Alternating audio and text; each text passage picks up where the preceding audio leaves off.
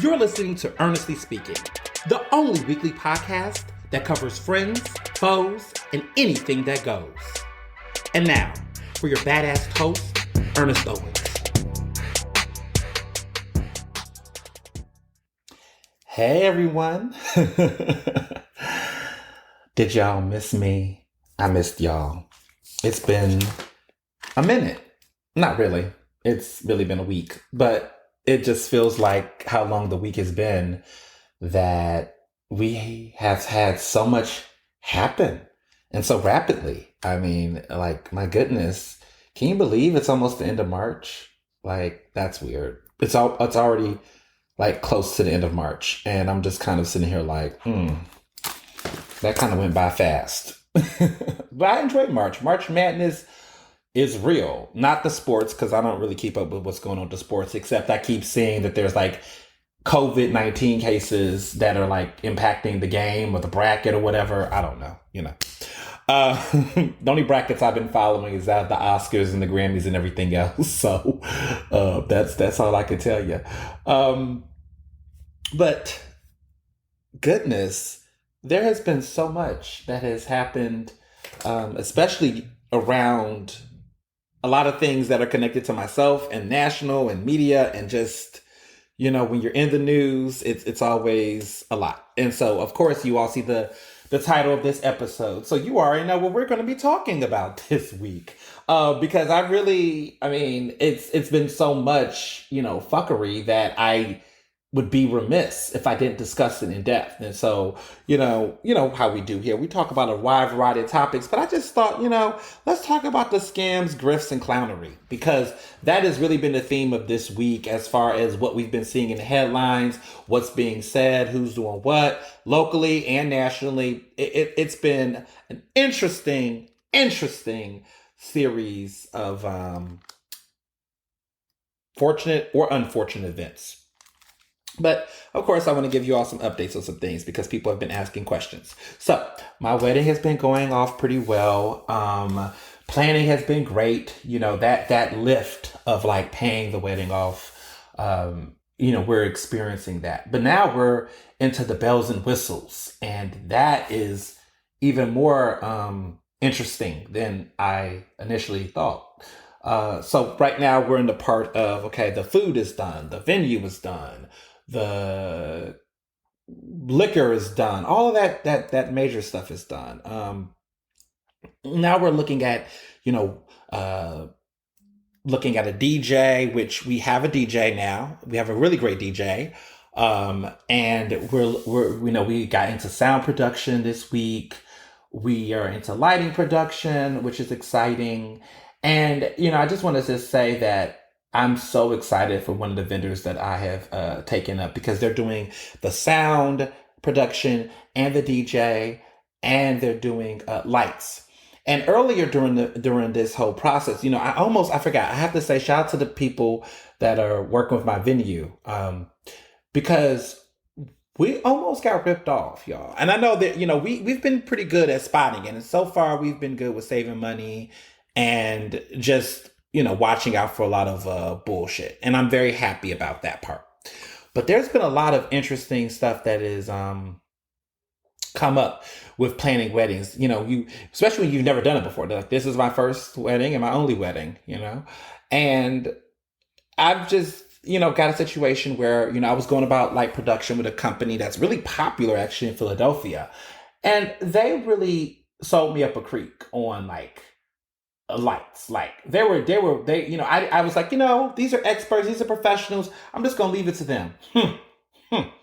Listen, they had me trying to pay for lights on tables, lights at the bar area, lights all over. They had me thinking that my venue was going to be pitch black, and that wasn't the case. And so when I went back to the venue, and I encourage anyone who's doing any type of event planning, talk to them about what you actually need, because you don't know what you need. You think you do it. They're going to try to tell you, the vendor going to try to tell you what they think you need, but you need to talk to actually the venue itself, because they'll be real with you. And I have a really good coordinator that works at the place that I'm having my wedding at that is like, listen, you only need this, and this. They were like, look, you need some uplighting.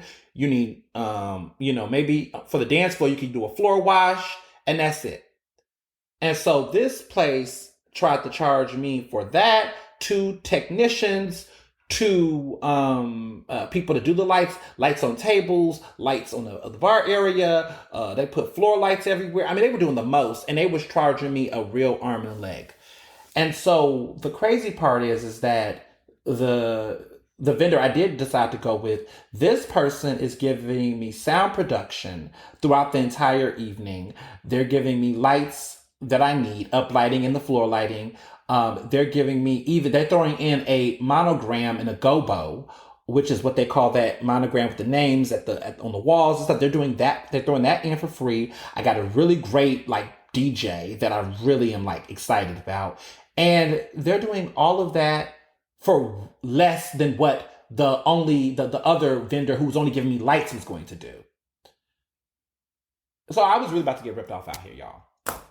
Or I was going to have a Beyonce level production where there were going to be ridiculous amounts of lights and we didn't even need all that Hollywood stuff. So it's always as good to just talk to people who know what they're doing and whatnot. So that was a learning lesson.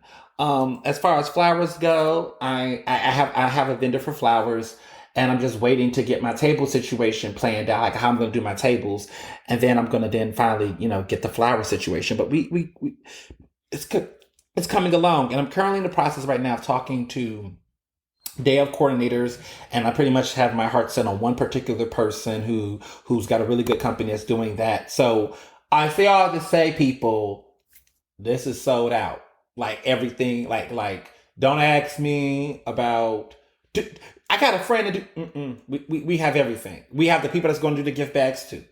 Everything is done. It's a wrap. Now it's just to the I do's and the execution of everything. But pretty much we're booked. We're booked. The wedding is booked. We've hit our strides. And honestly, I just really wanted to do. I just really want to say that it was a great conversation that Barry and I had, who's my fiance. That initially when we did this, FYI, we also have photographers because people love to ask that question too. Do you have a photographer? Do you got a videographer? Let me just also say this. Okay, I'm digressing a lot, but let me just say this. I am not getting my wedding videographed. It will not be filmed. Not by us at least. We're not getting it filmed.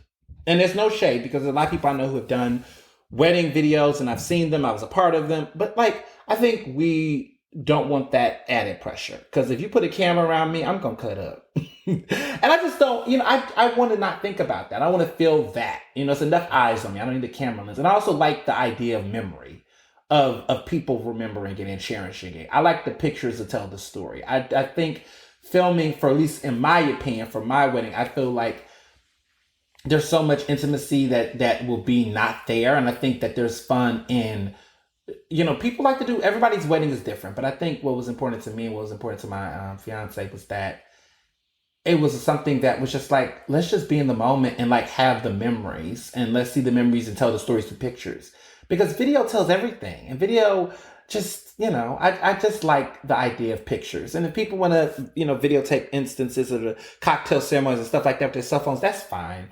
And that's going to be allowed, but not during the ceremony, only during the reception, the cocktail hour, and the after party. But I just want to be in the moment. I want everyone to be in the moment. I don't want people to feel they got to put on, because that's, enough of that, right? Just, if you want the picture, pose for the picture, but that's it. Let everybody just do them without them feeling like they got to, be there. Because I always feel every time there's a camera around me, like a video camera, I'm going to always, straighten up a little bit. I don't want people to feel like they have to be uptight, because it's feeling like it's videotaped or a stage or it's, a reality TV show type of energy. I don't want that. So I was very happy that we, both understood that.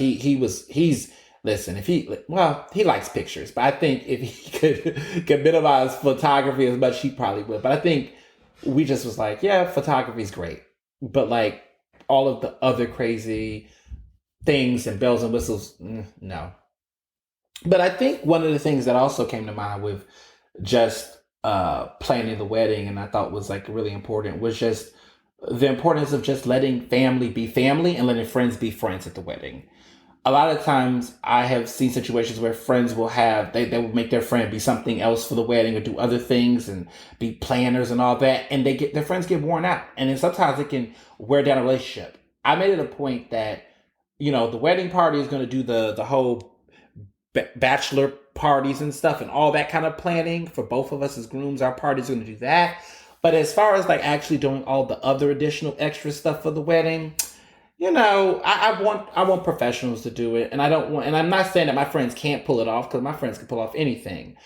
But I was listening to Barry about it because I was like, we have two different, we have our different wedding parties, and he's like, who in my group can do all those extra things, and do I want them to do those extra things? That made me think like, oh, my party. So I'm like, yeah, I got a couple of folks that could do those things, but like, do I want them doing that though? And I thought that, and I said, no, we should pay for a day of coordinator. We should get professionals that do that and let the friends just have a good time. And let us have that stress release and not having to worry about, our friends being stressed or even us just, how it gets with friends. You have a friend do something. This is a one-time event. And, I want to prevent like perceivable fuck ups or potential fuck ups. I mean, there's going to be things that might not happen that is something that's out of our control, right? A force majeure, right? An act of God or something of that nature. But that's all I'm going to be able to tolerate. And I think that's all Mr. Johnson wants to tolerate as well. Yeah, we're just like, we said, listen, let's get the day on coordinator. Let's get, we have a coordinator that's connected to the venue that we're having the wedding at. We have all these other people that's, doing all that work. Let the professionals do the professional. People are getting paid to work the wedding and they're being paid well, if I do say so myself. And we're going to even tip them because even if I read the contracts and contracts say, oh, tips are not included, we going to tip. But that being said, I'm very excited that like we're really like this is really happening, and it's happening, and I'm happy that it's going to be a blast and it's going to be wonderful, and yeah. So I want to start with some good stuff before I get into some tough stuff. So as you all know, we're now dealing with another mass shooting. Last week there was another mass shooting in Georgia around involving the Asian community, and then we just saw this situation happen in Colorado, which was like about a decade since we had another situation happen in Colorado, and it's just the gun violence is just out of control, right? These mass shootings. It's been a conversation for a long time, and it just seems like it's just not getting any better. And I don't even know what to really say, outside of until this government gets some tight gun control policies, and we're going to just keep seeing stuff like this. And I just don't have a solution outside of your elected officials are failing us. Our government is failing us on this issue. And that's really all I can really say about it. What has been coming up in conversation, and I do want to talk a little bit about this because this is all connected. People have asked me, a lot of listeners and folks have messaged me about the conversation around the hashtag Stop Asian Hate. And, when I first heard it, sometimes you're like, okay, I'm seeing a lot of people in the Asian community use this hashtag, so I want to be in solidarity.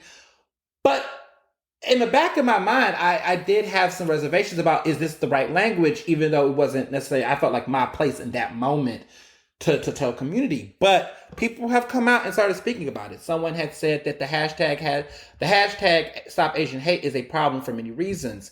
And a lot of those reasons were that it frames Asian people as the possessors of hate. Instead of, talking about whiteness and white individuals, like white supremacists. And I agree with that. Like when I saw this, I was like, Stop Asian Hate. Like, I feel like Asian hate is, Asians are not hating on anyone. I was like, am I confused? Because, I'm a journalist, so, I'm a wordsmith. So I'm like, the phrasing is not making any sense to me. But, people just jump on trends. And I also felt like, again, as a Black person, as a person in this community of color, I have never seen Black folks do Stop Black Hate because we understand what, we say things like stop LGBTQ hate in the LGBTQ community because we know that LGBTQ hate, but we don't even say stop LGBTQ hate. We say, I don't know, stop anti-LGBTQ, like stop anti-Asian violence, stop anti-LGBT. We always say anti-something or stop anti-blackness, right? I've heard that. So it was weird to see the Asian hate thing. I was like, stop anti-Asian. I mean, I don't know. I think there was an attempt to really just push the word Asian in the conversation, but I just also feel like that is because I guess no one wanted to say Asian Lives Matter because people would have thought it was hijacking Black Lives Matter.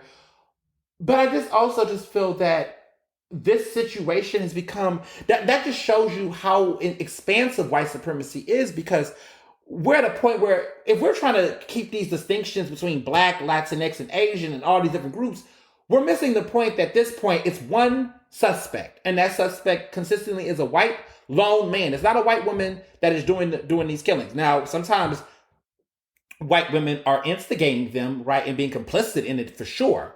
But what we're seeing is a consistent situation of white male antagonism that is consistently happening in these cases, and you cannot ignore them. So when we say stop Asian hate, put a name on it. Put a name on it. It's white supremacy. And there's so many different experiences that I've been facing in my life that has made me think about this and think about all of the different impacts of it. But like, real rap, it's time for us to call a thing, people. Like, we really got to call a thing. I have definitely have learned that I just can't say, people of color all the time, because in communities of color, there's anti-blackness.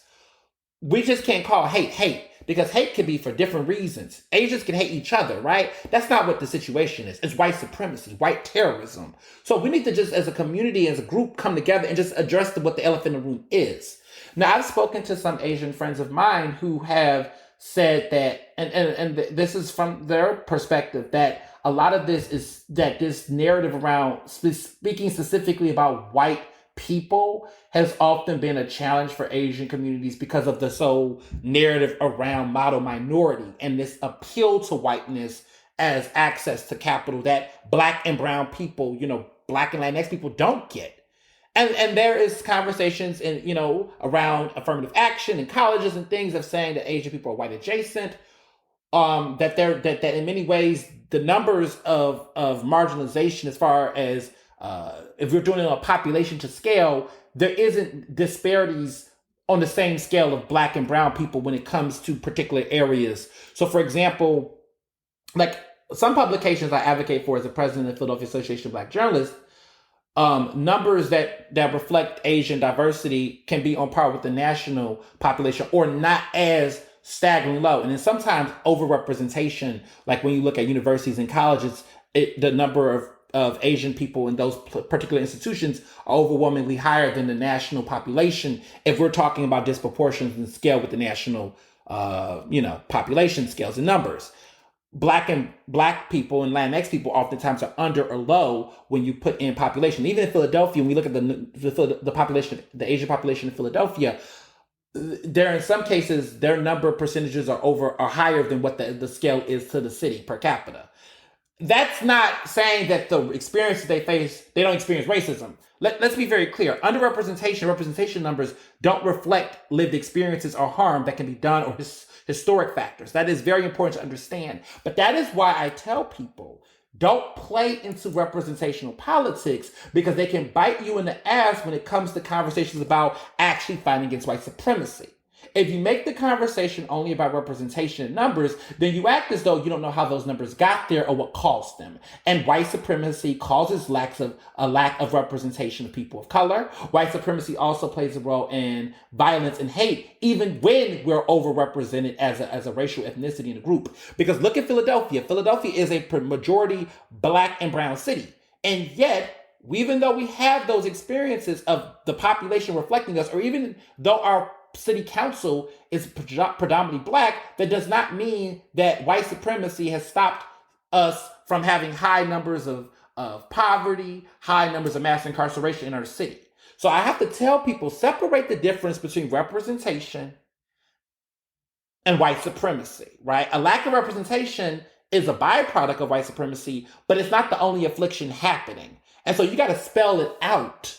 And I think certain groups that are not Black often struggle with taking that very vocal stance as a unit for various reasons.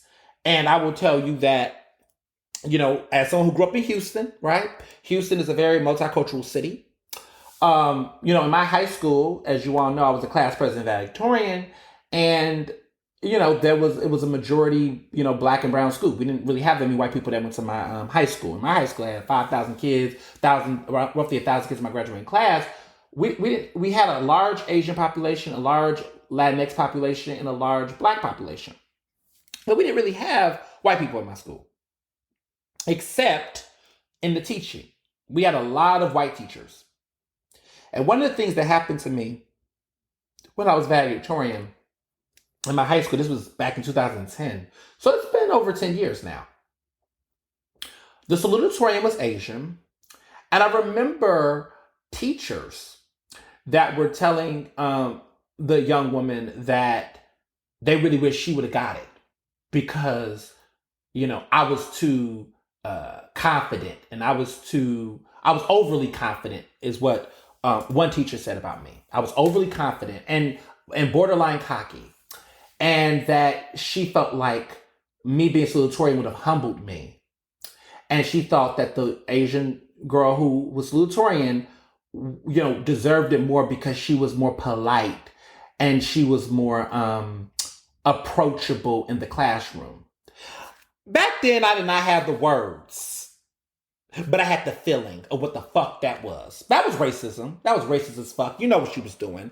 The confident black man that had confidence, young black man, mind you, I was like 18 at the time, was being weaponized against the very, what she considered humble, quiet, polite Asian girl. And so I saw white people pitting me as a black young person against another Asian young woman, and they were pitting us against each other. And that has happened. I have seen this happen culturally. I remember, we have to talk about the anti-blackness that has been perpetuated in communities of color and how there are narratives that even happen within those communities, right? This narrative that black people don't support the Asian community is bullshit. The fact that when you look at situations, I'm not saying there is no issues, right? Because there are issues, right? Like I grew up in, working class backgrounds, black neighborhoods where even in Philadelphia, there are more black owned, Asian businesses in parts of my neighborhood compared to black owned businesses. But who's patronizing those places? Who's supporting them, keeping those places afloat? Black people. It's us in our neighborhoods. We're working, we live in harmony. And a lot of times the Asian people who, have those businesses don't necessarily live in the community. They don't live in the community sometimes. I have friends who tell me they got landlords who are Asian property owners in their neighborhoods. They don't live there, but they collect the rent, and mostly black and brown neighborhoods. And, people support it. And there are times where there's tension. Yes, but there's also tension, because that's what happens in cultural experiences. People have different value systems and beliefs. That's just what happens. But it's not to the same degree, of white supremacy that fucks both of us over. Because the question becomes, why are we not seeing a prevalence of Asian-owned businesses in white neighborhoods? Why are we not seeing black-owned businesses and white neighborhoods? Why isn't there this cross-cultural exchange with various races when it comes to whiteness? It's not happening, right? Black and brown people are often lumped together. Black and brown people living in the same apartment complexes, and Asians too. Asians owning businesses in those areas that black people frequent and support. It's a very interesting relationship, but it's not this narrative where you want to pit black people against Asian people for the sake of trying to create, this narrative. And so it's a lot of issues and the double standards that take place. And we oftentimes, it's happening because white people are instigating the drama. They're pitting other communities against each other because that takes the attention off of them. So last week, there was all these narratives around how black people can show up for the Asian community as if we haven't done it already, as if we don't do it. But yet there wasn't a lot of conversations about white people stepping up and how white people need to address their white supremacy when it comes to marginalizing Asian communities, black communities, Latinx communities, everybody. So it's just interesting that when it came to the conversation, the quote unquote stop Asian hate, everybody was put on notice. But really, there was only one group of people that consistently perpetuate the Asian hate that's causing the terror and the violence, and that's white people. That's white supremacists. That's white racists. So it's just very interesting, those double standards. And I think that's rooted into this narrative. We need to let go of the model minority trope, because the model minority trope in that language is actually a way that you pit other quote unquote minorities against each other. When you say that Asians are a model minority to other black and brown people, that is trying to tell us that we need to act in the ways that they do because they're superior and inferior. But who is saying that? White people. So all of this narratives and these stereotypes around excellence, around different racial groups against each other, stop it. And we have to stop that. And that's not we as in we. White people need to stop that shit. Let me be very clear. Let me put a name on it. White people need to stop that shit. And also, it's a responsibility of communities not to fall into those traps too. Asian people have to stop, in certain situations, allowing white people to weaponize them against the community. Do not accept the tokenism. And black people too. I tell black people all the time, like, do not get caught up in the lures of white supremacy and the lures of whiteness to give yourself that, because we're going to talk about some cases, some situations that's going on where there are black people who are, basically placating to whiteness to get money, to get support, to get elevated. And we got to fix that. So it's a lot, but I just wanted to take some time to say that. And I also got to say this too. You've all been hearing this story about Lexi McCannon. Lexi McCannon won Emerging Journalist of the Year in 2018. 2019. I won in 2017. Natasha Alford won in 2000 and I won 2017. She won 2018. Natasha Alford and Lexi McCannon won in 2019. We were Emerging Journalists of the Year for the National Association of Black Journalists. It was a memory that I will never forget. And I've gotten a chance to know Alexi. We both got on Forbes 30 under 30 list in 2019. They announced us in 2019, but it was a 2020 class. And in the media section, she's a political reporter. She's covered politics. She's covered some big elections. She's 27. She's a rising star. She just basically got into a situation recently where she had to resign from Teen Vogue as their editor-in-chief behind tweets that she wrote when she was 17 years old, when she was a college freshman. They're definitely over 10 years old. They resurfaced again following staff at Teen Vogue that were calling for raising concerns around it. And they really talked about it because at Condé Nast, which is the company that owns Teen Vogue, they voiced concerns about the tweets. Some of them were homophobic, anti-Asian tweets that were written when she was 17.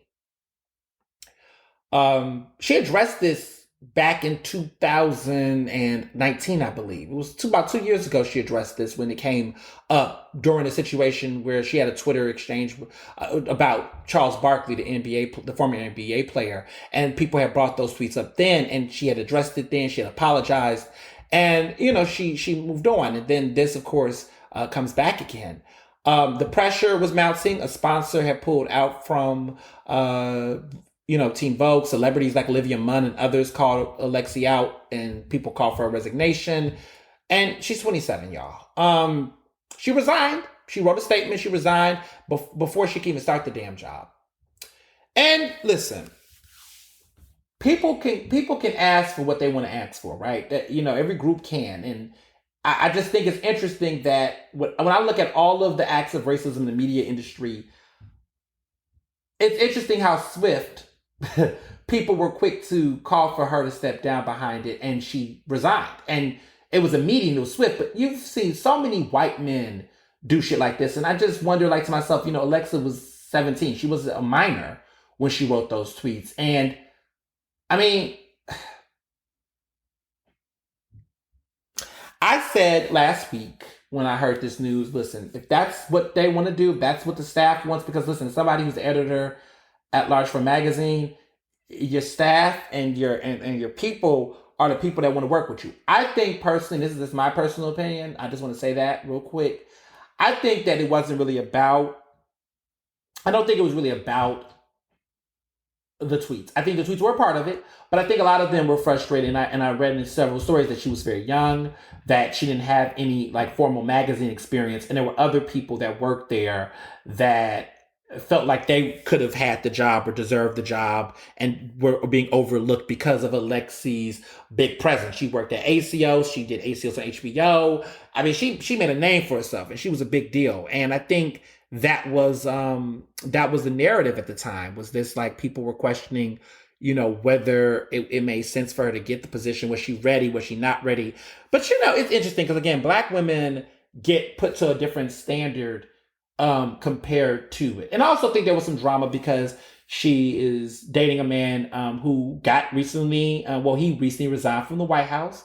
There's a lot of resignations in that couple right now. He was supposed to have a bright new job over there at the White House as a deputy communications director, TJ Ducklow, I think his name is. And he was publicly scrutinized because when there were press around their relationship, he responded in ways that appeared to be threatening and being mean and harassing a reporter who criticized, or not criticized, but who was asking questions or inquiring about his relationship to Alexi McCannon, because there was a lot of, clouds around the timing and all that jazz. But, he resigned. And so quickly after, that just put a lot of attention on them in ways that people just did not see coming. So there's a lot going on. But I said that this was going to open a can of worms in the future. That if this was going to be the new standard around, quote unquote, firing folks, or not even fired, but people resigning and being called to step down, you better keep that energy for the next person who gets a situation like this. And then it happened. Shortly after, a Vogue staff member, a senior social media manager named Christine Devat, who basically who urged for Alexi McCannon to be fired and to step down. Oh, she's now come under fire for resurfaced tweets containing the N-word several times. Okay, and this was right after Alexi McCannon had left her newly appointed, role as editor-in-chief. And she was appointed by the Anna Wintour. So the crazy part is that Devat, Christine David, it said that she's mixed Irish and Filipino descent. Had said the N-word several times in tweets. And these tweets were several years ago as well. They're old too. So it's just interesting because now Teen Vogue has been a little quiet. We ain't really heard nothing from Teen Vogue about this situation. It's been real quiet. Oh, no. You had all that mouth for Alexi, right? You had all this mouth. Where you at? Because she said things like in 2010, I quote, I love the contradictory nature of the phrase white N. And she said N, the N-word. And then referred to a friend twice using N-word. And one of those friends were white. So I'm just looking like, what are you saying? So people have sparked calls for her to be fired. People have called for her to resign or be fired. And a lot of people have been just saying this is problematic. And then what's funny is in 2019, Teen Vogue published an article saying, stop using N-word if you're not Black. And that was about Gina Rodriguez using the word. So what's good, Christine? What's good for the geese is good for the gander. You should be out the door yesterday. Interesting. And it just goes to show you that the anti-Blackness, right? She's Filipino, so she probably identifies as a person of color, and she also apparently identifies as a queer person. You're using the N-word, though. But see, the interesting thing is one could argue, and she would probably argue, that she might have changed. She's not who she was then when she made those tweets. That was over 10 years ago. But the same could be said for Alexi, right? Alexi definitely was not who she is today at 7. She's 27 now. Those tweets were when she was 17. But there was no grace. There was no grace for a Black woman who was about to take that position. There was no grace for her. Even though she had already addressed the situation several years ago. So Condé Nast could have looked, and they probably knew that. That staff could have said, well, she did address it 2 years ago, but they would not take their foot off of her neck. And you know what's very interesting? Is that Anna Wintour has been accused of racism numerous times. Why is Anna Wintour still there? Where is the staff taking a stand against that?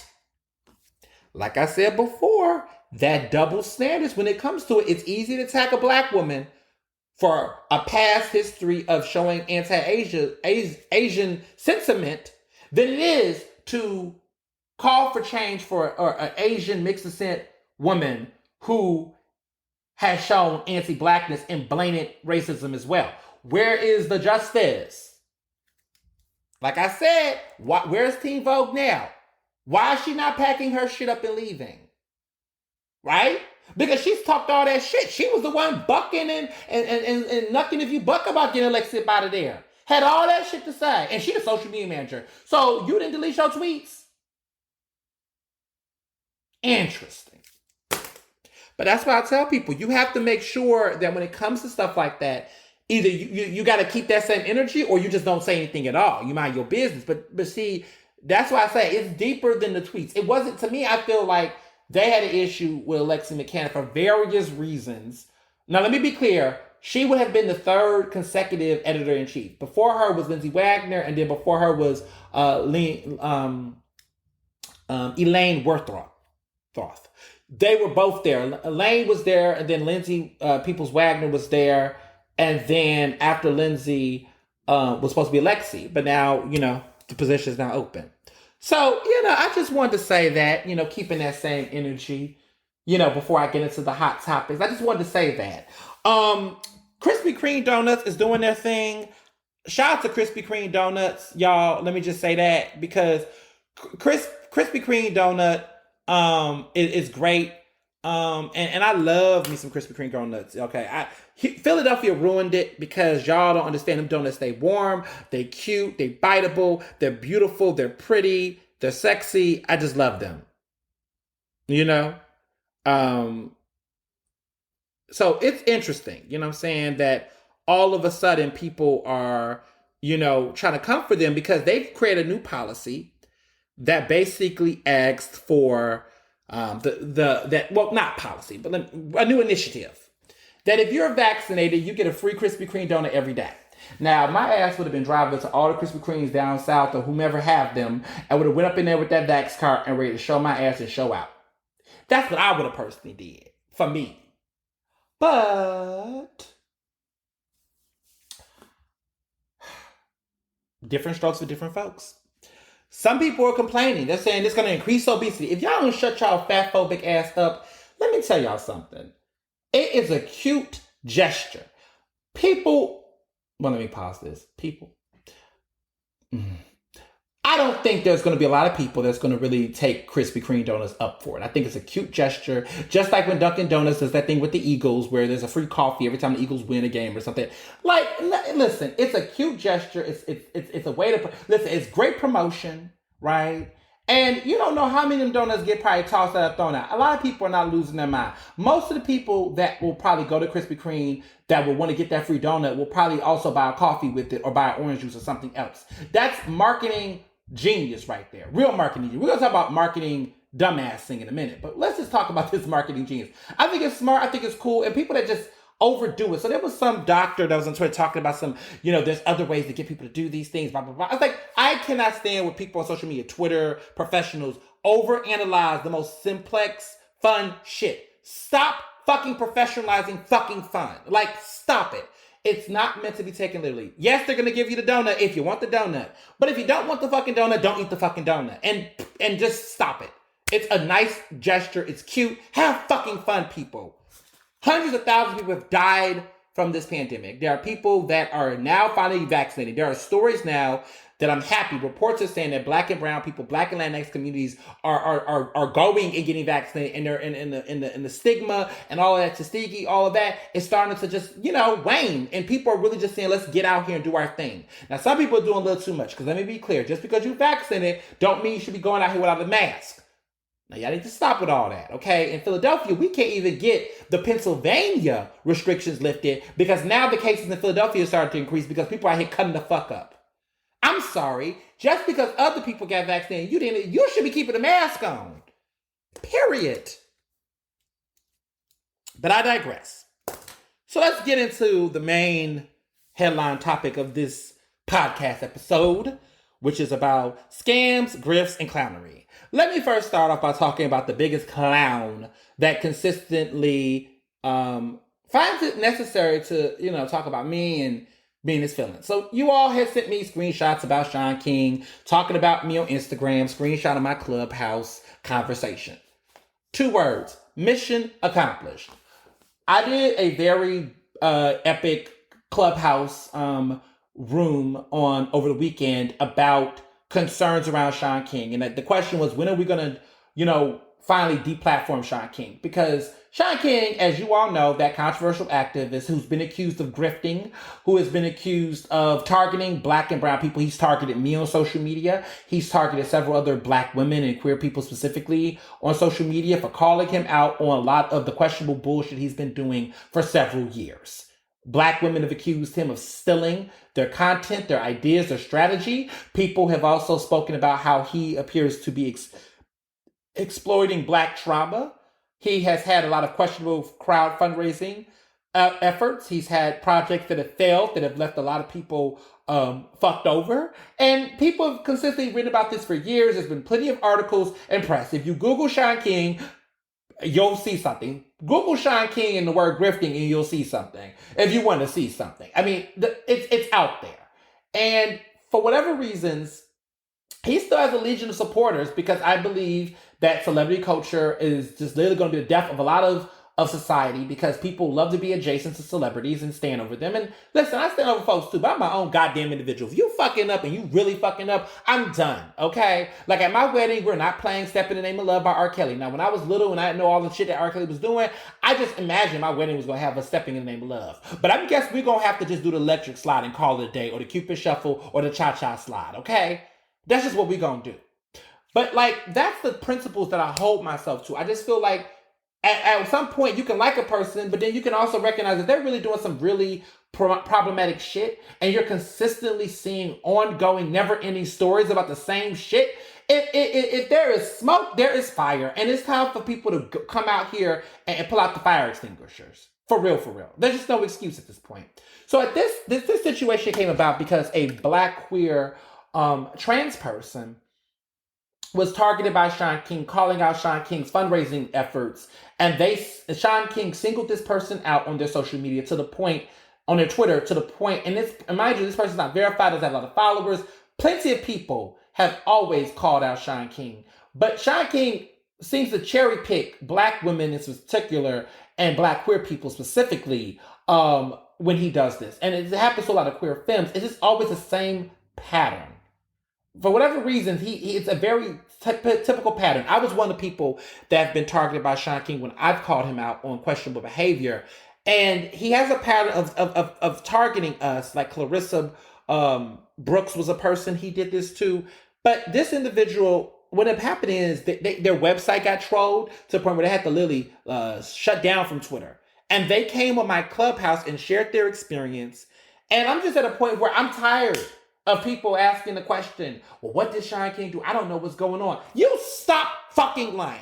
You know what the fuck is going on. You know what is being said. You don't care. Just say you don't care. Stop saying, I don't know what's going on. What happened? Motherfucker, how do you find out how to get from point A to point B? What do?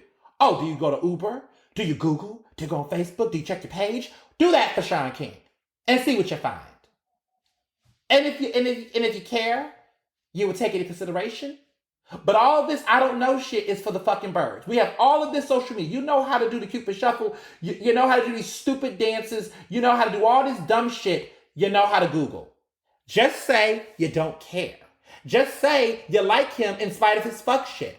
Just say that you're like one of these rappers out here that's like, I'd rather be with you and all your bullshit. Just say you'd rather be with Shaun King and all his bullshit. Just say that. Don't try to act like there's something that's missing. When people like to litigate Black women specifically about every single detail, or litigate Black queer people, Black folks that's in this community work, it's always a red flag that they don't believe them. So say to a Black woman, you don't believe her. Say to Black organizers that you don't believe them. Say that you don't believe them and that you believe this man whose race has been called into question, financial practices has been called to question, ethics has been called to question, journalistic integrity has been called to question, and everything else under the fucking sun. Just say that. Just say that you don't believe them. So then we can say fuck you and keep it moving. But don't hold up nobody's time trying to litigate every detail. And then when people get the receipts, then they want to question the receipts. Then they want to say this, and this. I mean, by all means, you can scrutinize all day. But when there is an abundance of evidence, an abundance of evidence, you got to get to a point where then you just want to deny reality. There are people out here who still want to ride by Bill Cosby. And that is what you fucking do. That is what you want to fucking do. But stop saying there's no evidence. Stop saying there's no credibility. Stop saying any of those things. Just say that you don't fucking care. And move the fuck on. I know people who have told me, that they listen to R. Kelly, they like R. Kelly, they don't believe them girls, or they don't care. They just don't care. They don't either they say they don't believe the girls or they don't care. Okay. You're a bad person. We're not friends. And you can't have it both ways. People like to have these opinions and they don't want people to be upset about them. Like, fucking Lil Mama is out here saying transphobic shit yet again. And people are like, fuck Lil Mama. Like, fuck her for her transphobia. And then she wants to sit up and she wants to now say she wants to create a straight community rights or something, civil rights or whatever. Listen, Lil Mama been catching L's for now. It's what? Each decade, the 2000s, in 2009, where she had the nerve to get on the same stage as Jay-Z and Alicia Keys during their VMA performance, even though video footage shows that Beyonce was trying to pull her ass, but she was like, no, I'm representing New York, and got on that damn stage. And I heard apparently that they were trying to make a music video for Empire State of Mind, and then that she ruined it, basically. So she's just, Then she cried, during the Breakfast Club, which is a god-awful show that I don't listen to anymore. But back in the day, she was on the Breakfast Club, had a crying moment about her career and the hardship she's had. And I kind of felt bad for her. I said, we get a little too hard on people. But then, as time passes, she had her moments. She liked to get up there and she likes to say stuff outside the side of her neck. So it's like, okay, so you're oppressed and you're oppressing others. Problematic. You're done. I can't fuck with it personally. You cannot force people to tolerate the things that are violence to them. I cannot be cool with a homophobe. Your ignorance, your violence, fuck the ignorance. Your violence infringes upon my ability to exist. So if you tell me you do not support gay marriage, you're stopping my ability to be free.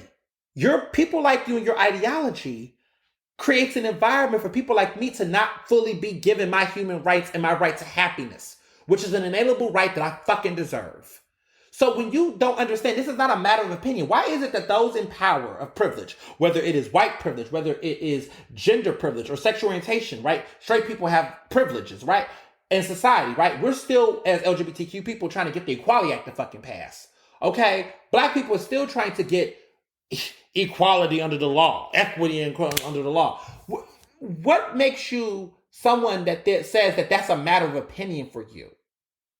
That Black Lives Matter is a debate for you.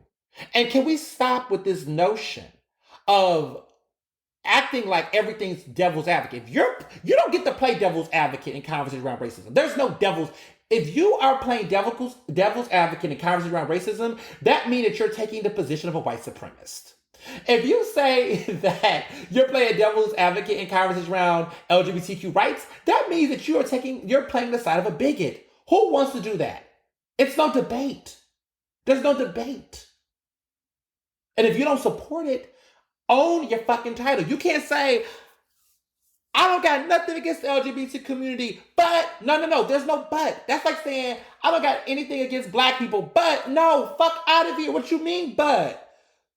It's time for us to start correcting people. And if you're listening to this podcast, and you're one of these people, sit down. You might learn something right now. So there's people out here that's okay with Shaun King and his antics. And that's fine. You don't care. Because in your head, you believe you have a connection with him. Because that's what charismatic people do. They have the ability to really make an impact on your emotional, spaces, to be honest, and that's just a real thing. And so That's what Shaun King is doing. And listen, I had a situation that happened earlier this week because I got to keep it 100. First off, when Shaun King, made that post and said that he's never going to be deplatformed. A lot of people have said that before, and look what happened. What ended up happening in that situation was a lot of things. A lot of conversations came about how he did when he did that. I got a lot of trolls that looked for me up on social media and harassed me. Listen, I'm Teflon Don. Listen, I'm tough as Teflon. Listen, people. Listen, I didn't say. Listen, I know that I'm going to get. I got a bunch of crazy people that said some fucked up things to me in the inbox and said crazy stuff and wrote some really nasty tweets and all that kind of thing. I had all of that, y'all. I had all of that. But at the end of the day, I get that regardless. So as someone who's in the public eye, I get people hate stuff I write every day or do. So when the Shaun King stuff happened, I was just kind of like, what's new with this, right? But I'm not going to be silent because I'm not going to be intimidated. And that's what Shaun King's behavior do. It appears to be intimidating tactics. It appears to be something that a man who claims he's black is using. A man who claims he's black, a man who claims he's woke, uses oppressive institutions and systems to then try to enforce intimidation and fear in people who are critical of him. Criticalness, right? To be in this space. I mean, the very basis of critical race theory is to be critical, right? To not get criticism, to not get those things, and to go out your way every time you get a little motherfucking tweet and to act like you don't know what you're doing. The pattern is just preposterous. So he knows what he's doing, and he's going to do what he wants to do until that day. I told people that, in my opinion, I think what's going to shut down a lot of the fuckery that he's doing is that somebody in his circle is going to end up exposing him. We're not going to fuck with that person regardless. But somebody in his circle, he's going to rub them the wrong way, and somebody knows something, and the dominoes will fall. Remember this conversation. It reminds me of Trump with Michael Cohen and his team, right? When Michael Cohen getting fucked over by Trump, stuff started to roll, right? I think that's what's going to be. Or maybe it's going to be white people, because he is a white man. I don't think he's black. That's my opinion. I don't think he's black. I think Shaun King's a white man. And his birth certificate, if we're going to be all technical with it, his birth certificate has two white people, a white mother and a white father. So I don't believe anything the fuck he said. Yeah, I'm just going to believe he's black. He's not acting like a black man. No, he's not. So I'm saying, like, white people, get your people. Get Shaun King. Okay? Like Rachel Dolezal, get Rachel Dolezal. Right? Rachel Dolezal ain't black. Rachel Dolezal's a white woman. Shaun King a white man. And y'all need to, criticize him and hold him accountable. Either somebody in his team is going to flip. Either that's going to happen. Somebody in his team is either going to flip, or it's going to be a situation where white people, somebody white is going to finally, read the stories of black folks and progressives, and let's see what happens. Let's see what happens. I think that's going to be the lesson that we're going to learn from this. I feel like that's going to be the moment that is going to change everything. Or maybe he will do something that will finally get people concerned. Like, for example, when he invoked Chadwick Boseman's death to promote one of his books last year. Yeah, that was pretty tacky. But for some reason, people was okay with that. So, I just, what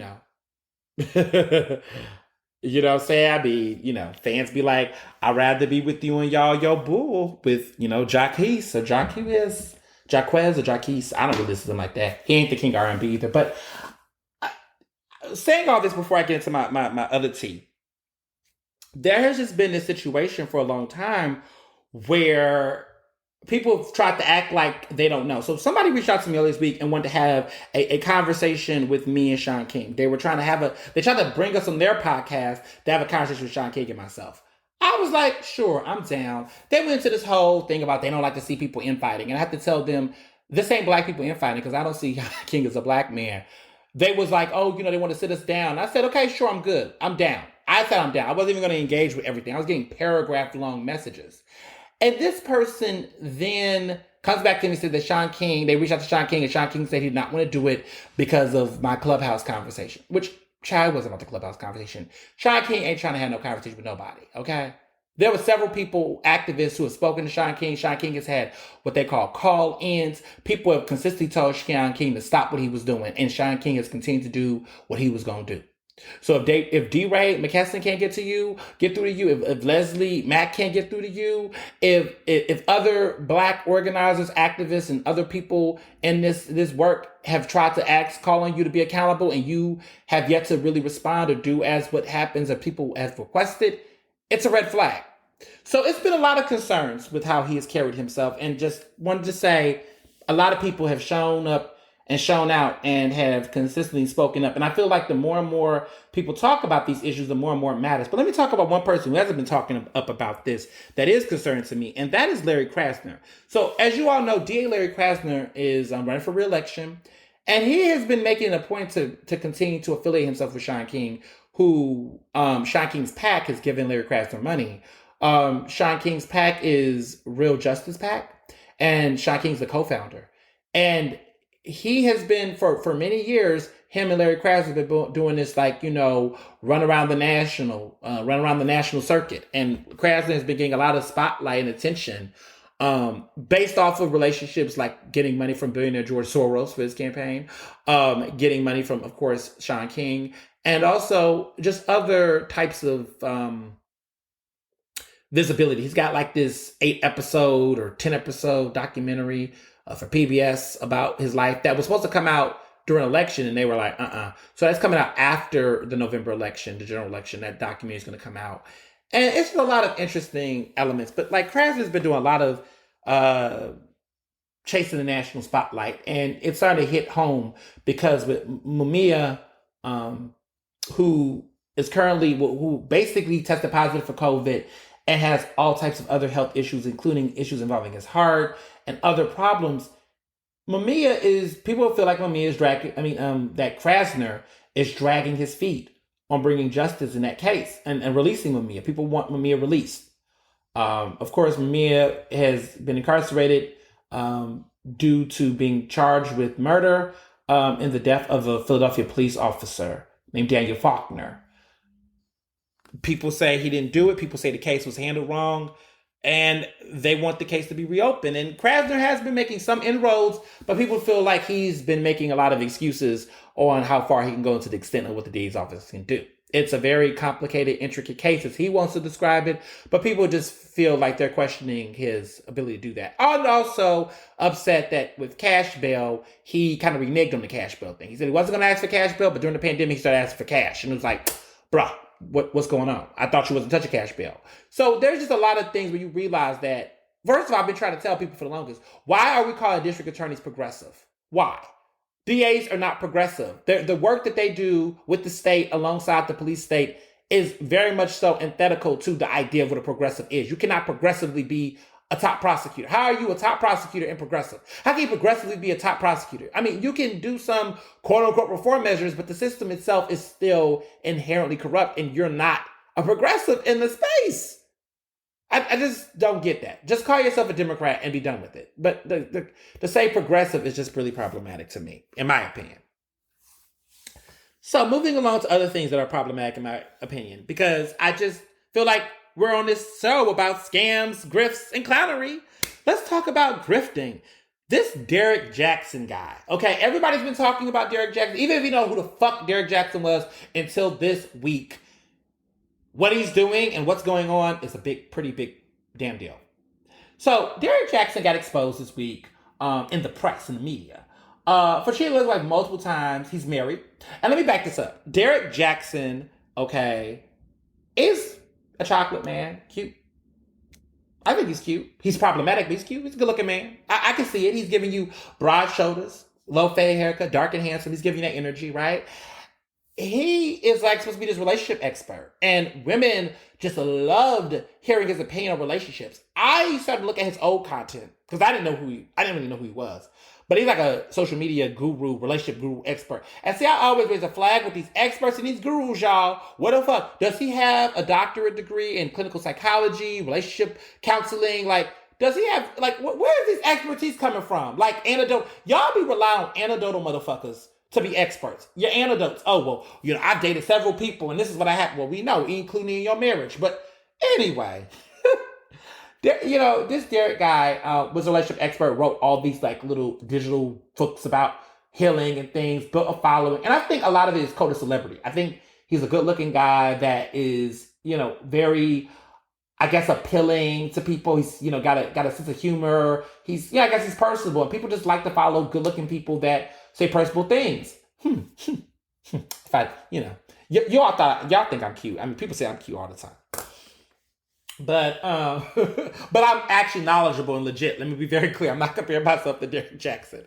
But I think there's always that allure of attraction to some of this, because I notice that people that do perpetuate these problematic, fucked up like tropes, they're oftentimes connected to, money, wealth, status, something else. There's something else about them that's the hook. And so he's one of these charismatic like guys that are talking about like relationships and shit like that. And so he's been flexing this relationship, this marriage, and all this advice. And women have been going to him for advice, and he's been telling them all this stuff about, how, they need to dump this guy and be faithful and be loyal. And meanwhile, he was out here rolling in the mud, being filthy. And so Tasha K, who is this YouTube personality, vlogger, had all the receipts on him, child. And I was like, damn, Tasha K strikes again. And if people don't know who Tasha K is, Google her. I mean, she's hilarious. I have a YouTube binge. I did not realize I really watch a lot of YouTube. I don't know. The pandemic has like reawakened my interest in YouTube. I have a YouTube channel myself, and I have content on there that's really good, high quality content. And you can check me out on YouTube. I don't really promote my YouTube heavy, but I have a good YouTube channel with a lot of good content, old videos and stuff I've done over the years. And I encourage if you want to see a face to the voice, definitely check out my YouTube channel. But there are people who also too, I put a lot of my like primetime TV appearances, CNN appearances and stuff. You can see the archives of those appearances. Some of them are very hilarious and memorable. Shameless plug. But Tasha K is just hilarious, and the pandemic has had me going on YouTube a lot, looking at stuff and looking at videos and catching up on great shows and things of that nature. I still watch my Love and Hip Hop compilations, which are still running, y'all. They're still putting these Love and Hip Hop like cool compilations and stuff. So there's like apparently one of like, I think it's Scrap and, well, if y'all don't watch the show, y'all won't know, but there's like a character named Scrap DeLeon and Tommy, and there's like a love triangle video about him and Carly Red. And if you don't know anything about this, it's okay. But like, it's so good, and I have to watch it. It's so juicy. Chef's kiss. Mwah. So, and also shameless plug. I am, well, not even a shameless plug, because I'm not plugging anything and selling anything. I'm going to Poconos Palace this weekend. But I don't want to talk too much about it yet because I haven't really experienced it. But I'm going to be at the Roman Tower, and it's going to be so fun with Barry. And I've been invited and summoned there to do a project. I can't discuss the project and how you all will find out more about it. But I'm on assignment to Poconos Palace this weekend. And so, I was just thinking about like the romance and thinking about Derrick Jaxn and how terrible he's not going to probably have that kind of romance. But anyway, after getting exposed, this dude does a video with his wife, which like literally, she's been saying that she knew about this for a while and they was working on it privately. That's what they're saying. Okay. But he brings her out in a bonnet. Okay, a bonnet. And black women in bonnets do not belong on camera unless you're like, Tammy Roman doing the Bonnet Chronicles. But like, he had this woman out here in a bonnet, holding her hand, gripping her hand like Blair Underwood did with Kimberly Elise in Diary of a Mad Black Woman by Tyler Perry, which was one of his that was a problematic film, but his more or less lethal films, because he had some horrible cinema, okay? Tyler Perry's cinema, man, has gone through the ropes. I mean, this was the same film that had Shamar Moore with fake braids. He had a braid wig on, y'all. A mess. I never seen such a thing. But anyway, Derrick brought a video, did his confessional. He did a confessional video about the situation. And then shortly after, drops an ebook that he's already about to sell, talking about emotional healing and yada, yada, yada. So I'm looking like, is this premeditated? Like, is this a hustle? What kind of grifting? So right after your confessional video, you dropping an ebook about how to heal through relationships. How long are these pamphlets? I feel like people out here selling books. They call them books, but they're like pamphlets, y'all. They're like books that are not getting published by like Random House or Simon and Schuster. These books are like being made by not even Scholastic, y'all. I just Penguin books are not even touching these books. I mean, these are like random books that are like self-published ebooks or whatever. But he's got a book already out right after the confessional. If that's not grifting 101, I don't know what is. I don't even know what is, y'all. I'm just shocked that this is actually happening.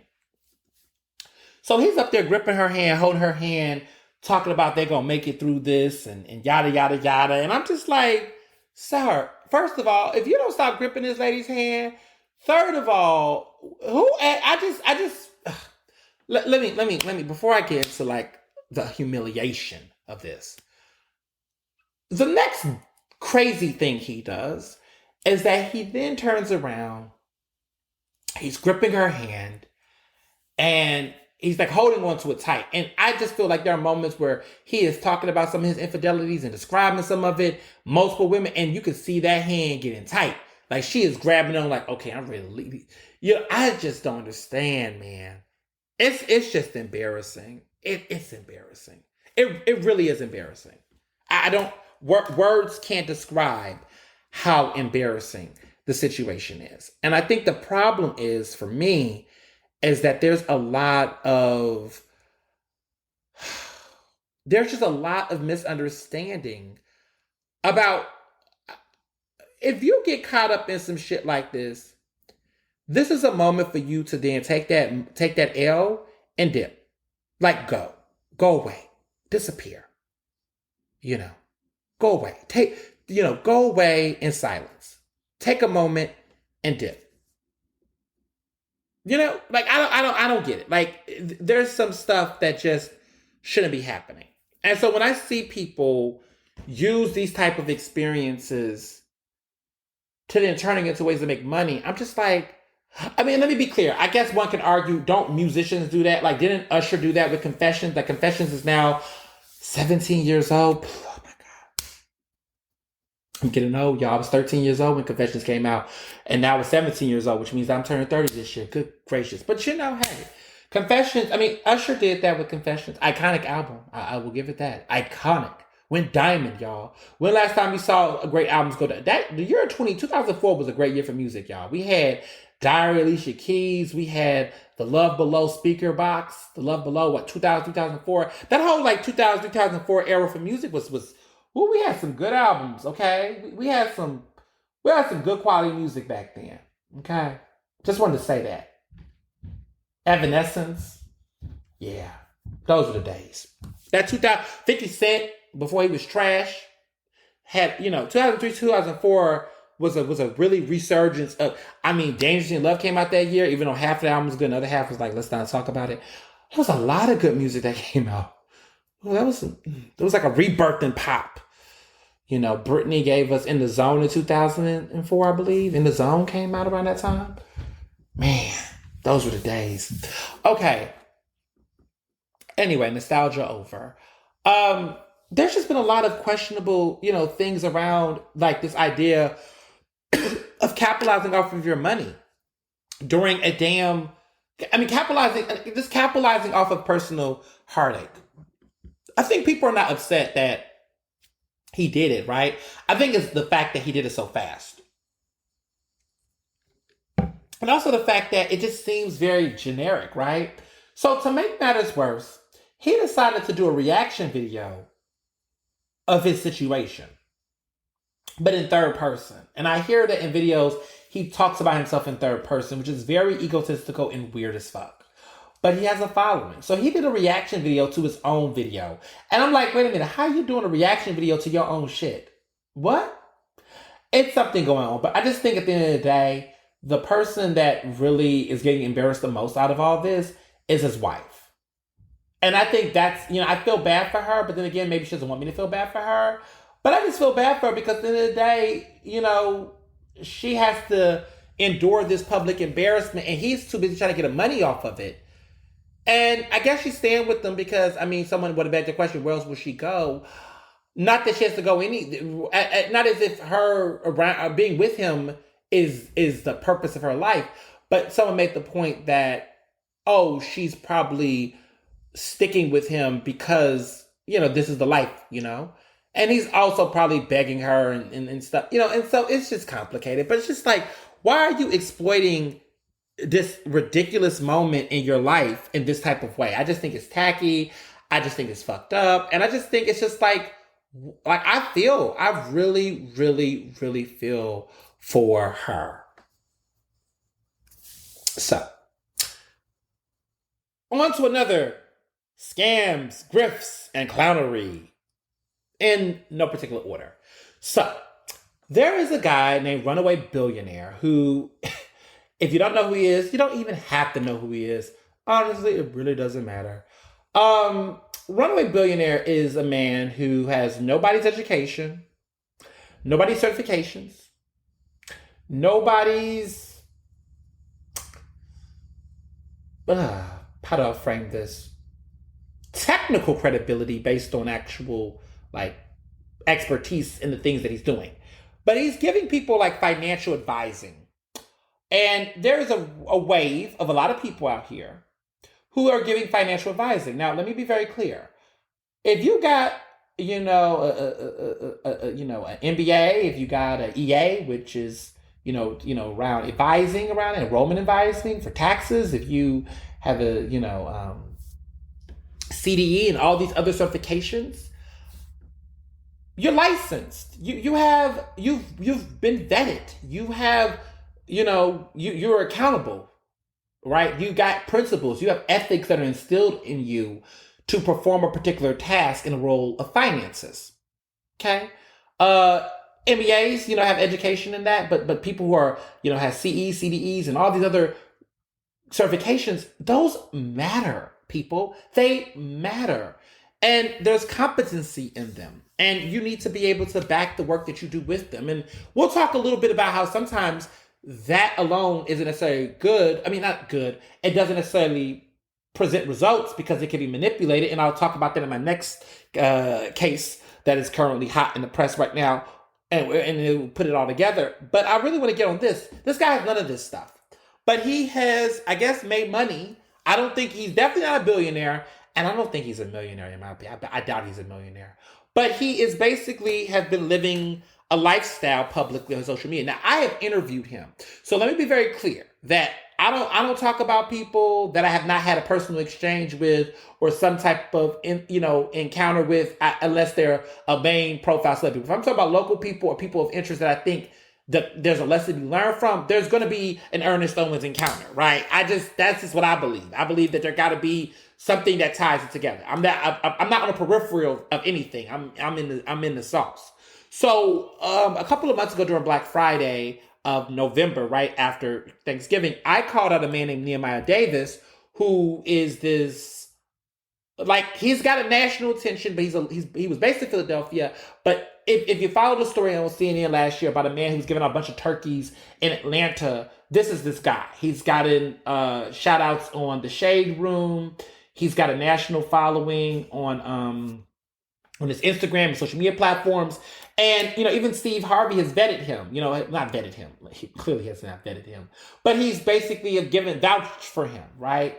So he's made a name for himself. He was on the Steve Harvey show, proposed to his wife, which, she's, they have a relationship and all that.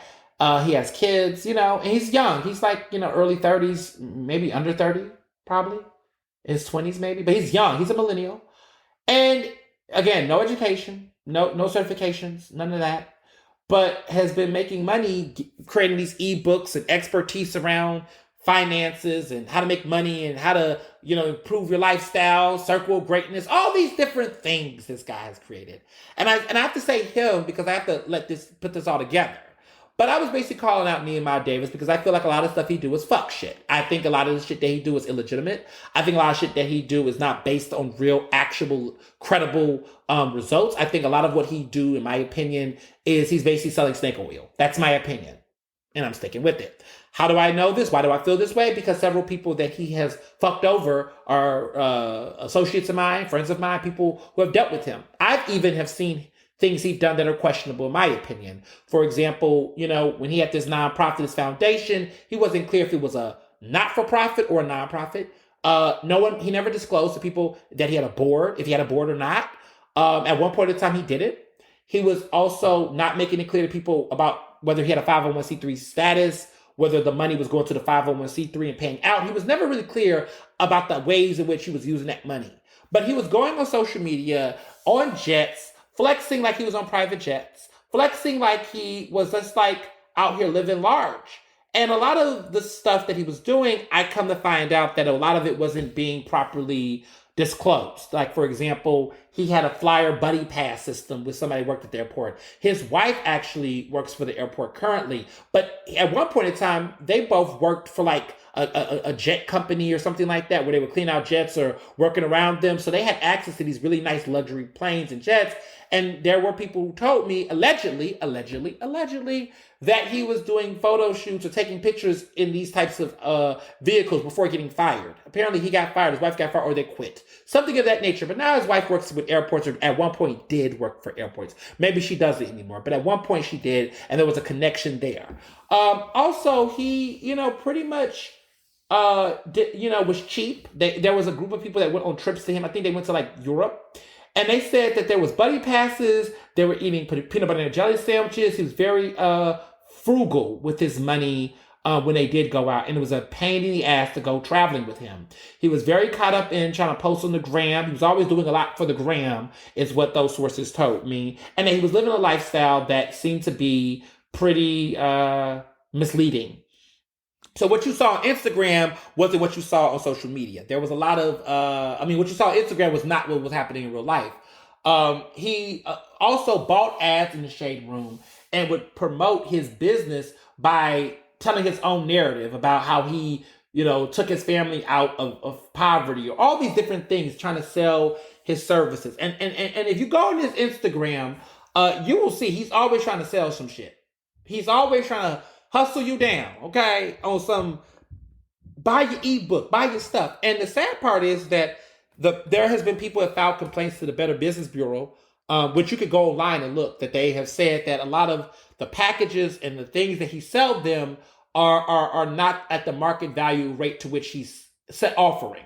So there's certain stuff that he's uploading where he says he has this whole program priced at $1,500, but the value of what he's selling those people are not applicable to what they're telling. So he said he was going to have this 10-part series, but there was videos of him like talking for 2 or 3 minutes or giving inspirational advice as a means to actual credible, legitimate financial advising that would be given by an actual financial expert. And remember, this guy has like no certifications in this, but he's tried to use his lifestyle or flash a lifestyle of success and wealth to a lot of vulnerable people. And there's a lot of concerns around that on the internet, on social media. There's a lot of people doing that kind of stuff.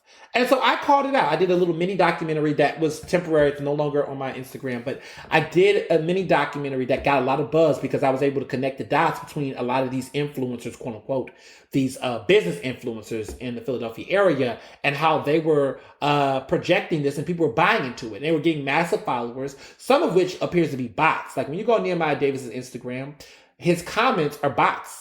And so people speculate that he buy his followers. I mean, it could possibly be that he bought his followers because it's attracting a lot of bots. Some of those followers are clearly real. He does have a real following, but some of it appears to be fake. And this type of lifestyle, stuff like this have been covered in a documentary on HBO Max that I highly recommend, that is called Fake Famous. And Fake Famous is just like this incredible documentary that exposes the influencer lifestyle by folks that just come from nowhere. Nehemiah Davis came from an interesting story about his life, but took this and then turned into something completely different than what it used to be. And this is what a lot of people are doing. They're taking their personal life experiences of inspiration where, okay, sure, you could talk about rising of adversity. That's inspirational. But then what happens is these people then say, you know what? They're not making enough money doing that. So then they try to take their inspirational value and then turn it into in my opinion, a scam that attempts to try to push other sellable things. And this is a pattern that other people are doing. He's not the only person that's doing it. I mean, there's a lot of people that do this type of shit. So Runway Billionaire is someone who's done it, right? Runway Billionaire went through Nehemiah Davis. He paid him, I believe, $3,000. He told me this. This is what Runway Billionaire told me. He said that he's a Philadelphia guy. He said that he paid Nehemiah Davis $3,000 in my interview I did with him on Instagram during that time for mentorship, and said that he was going for mentorship, that he was trying to get advising and mentorship from him. And I was like, you're paying another guy $3,000 for mentorship? Child, you could have used that money to get you a certification or something, man. Like what? See, let me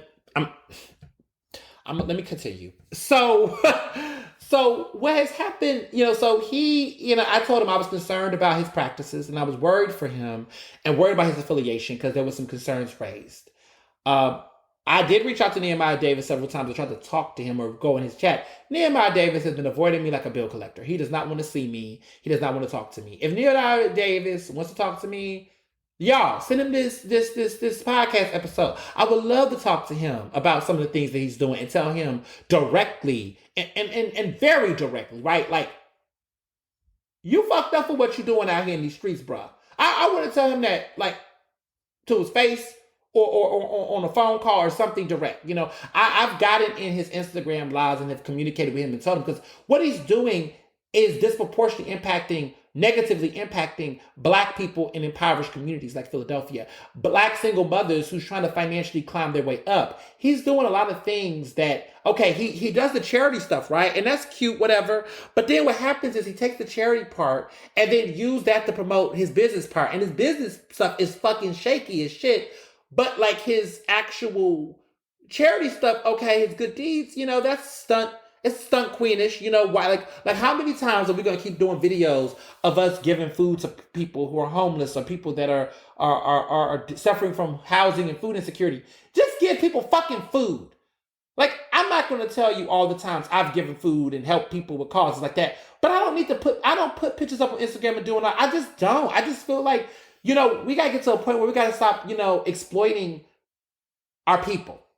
And I feel like a lot of times actions like this is exploitative. Now, if you're doing a big service mission or something of that nature, sure. But a lot of times people just be out here, any little thing they do, Meek Mill want to videotape himself giving kids $10. Like, stop it. Just stop. Just do it. Like Nike.